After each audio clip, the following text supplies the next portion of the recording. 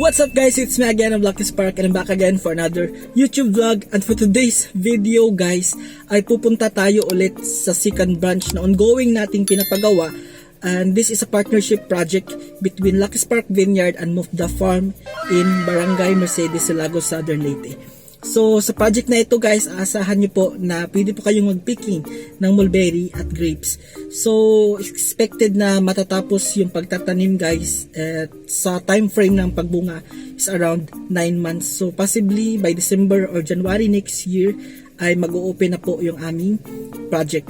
So I hope supportahan nyo po yung ating panibagong branch na itinatayo guys. So medyo ako sa Tagalog kasi nga Bisaya, tubong Bisaya po ako guys. At ngayon nagpapasalamat po ako dahil sinusuportahan niyo po ako simula nung nagsisimula pa lang ako sa pagba-vlog, yung isa pa lang yung katawba ko na tanim.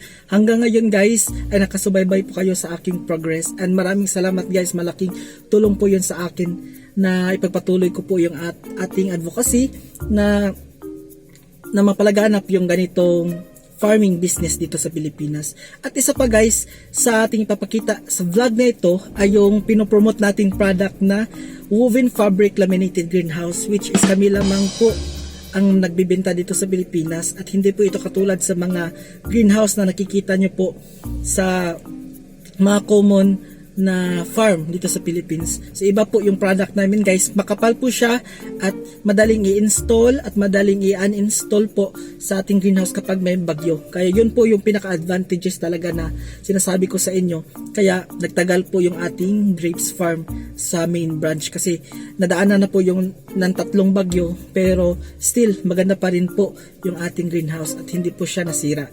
Yun lang, yung postel lang yung nasira kaya dahil hindi po siya quality yung pagtayo. Pero yung woven fabric laminated greenhouse natin guys, napakatibay pa rin up until now.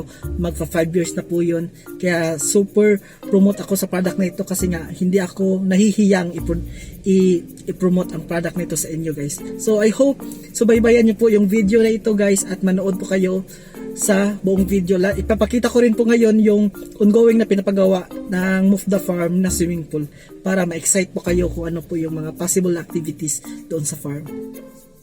Tayo na nga guys, papunta na po tayo sa Barangay Mercedes sa Lagos, Southern Leyte sa Move the Farm. At habang nag-drive po tayo niyan ay naisip po natin yung journey natin way back 2020 nung nagsisimula pa lamang po tayo sa pagtatanim ng ubas, at marami rin po tayong self-realization dahil marami tayong natutunan sa process natin sa pagiging isang grapes farmer dito sa Pilipinas at consultant na rin.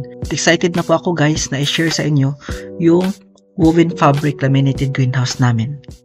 At ito na nga guys, nakadating na po tayo dito sa Barangay Mercedes sa Lagos, Southern Leyte. Specifically guys, dito tayo sa Move the Farm kung saan ongoing na pinapatayo natin yung second branch natin. At yun, nag-video agad tayo sa area, at yan naman sa likod natin, ipapakita natin yan mamaya, yan po yung mulberry. At ito po yung sinasabi natin na woven fabric laminated greenhouse. Ito po yung quality 200 microns 8 mil. Ang ibig sabihin po niyan, sa kapal niya ay tatagal po yan ng 5 to 8 years po. At ang napakaganda niyan guys, nakikita nyo po yung mga nakikita nyo po yung mga may tali at may mga eyelet po yan guys. Kaya pwede mo siyang higpitan, at pag may bagyo, madali lang siya i-uninstall. At madali rin po guys na pag-install. Unlike yung sa nakikita nyo sa mga common na greenhouse guys, I need po yun ng clip or pang-ipit. Yan, talian nyo lang po guys, at nakadepende po yan sa design. At meron na po kaming natanim na mga ubas dito guys. Ito po yung mga rootstock natin, at mga 29 po yan ang piraso na itanim namin na ubas. At ito naman yung view natin sa mulberry area. So ang maitatanim natin estimated around 150 seedlings of mulberry. So hindi pa natin ma-estimate kung ilan yung kilo na ma-harvest natin within 1 year, dahil yung iba nga ay kapag may nahihinog na ay may nagpipiking na po. So yan po yung target natin sa bandang area na yan, ang mulberry natin. dito ulit guys, nandito tayo sa loob ng greenhouse at ipapakita po natin yung DIY na greenhouse natin guys, made of PVC and cement po guys. So napakatibay po yan guys, at yung ginamit namin ng kawayan sa gitna, yun po yung parang kayali na klase ng bamboo, if hindi pa ako nagkakamali. Super kapal po yan na bamboo guys, at tumatagal po yan ng 4 years kapag hindi nababasa. So yan, naglalakad-lakad tayo sa loob ng ating greenhouse, at super napakaganda po talaga ng quality na ito guys, at nire-recommend ko po. At sa mga nakabili na po sa aming UV woven fabric laminated greenhouse, ito po, ganito po siya kakapal, 200 microns po yan guys. At yan, so marami na po tayong customer dito sa Pilipinas, dito po sa atin, nagpapa-customize or bumibili ng mga ganito, yung greenhouse nga.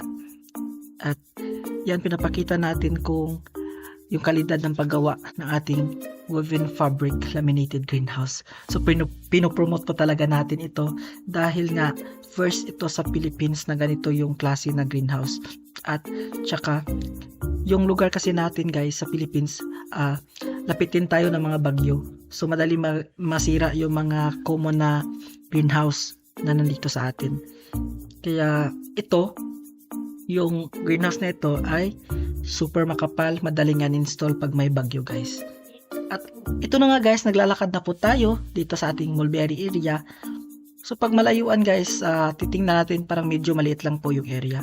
Pero kung tutuusin guys, malawak po yan, at mga 150 po na tanim ng mulberry ang maitatanim namin dito. So hintay-hintay lamang po kayo guys sa opening natin soon. Ngayon, all preparation pa po talaga kami, at marami pa pong need na i-polish sa farm.